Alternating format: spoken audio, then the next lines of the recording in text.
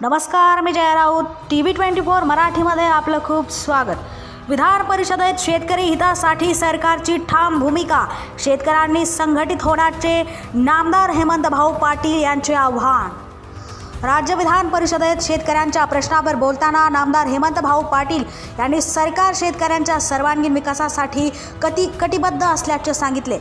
बदलते हवामान, वाढता उत्पादन खर्च आणि बाजारपेठेतील चढउतार या आव्हानानंतर मात करण्यासाठी शेतकऱ्यांनी संघटित होणे ही काळाची गरज असल्याचे त्यांनी स्पष्ट केले.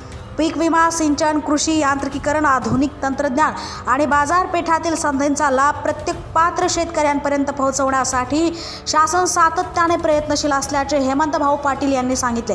शेतकरी संघटित झाल्यास शासनाशी संवाद अधिक प्रभावी होऊन त्यांची अडचणींवर तातडीने उपाययोजना करता येतील, असंही त्यांनी नमूद केले. शेती हा राज्याच्या विकासाचा कणा असून शेतकऱ्यांनी शासनाच्या योजनांचा लाभ घेत एकजुटीने पुढे यावे, असे आवाहन त्यांनी केले. TV24 मराठीसाठी राजू मगर, मुख्य संपादक, हिंगोली.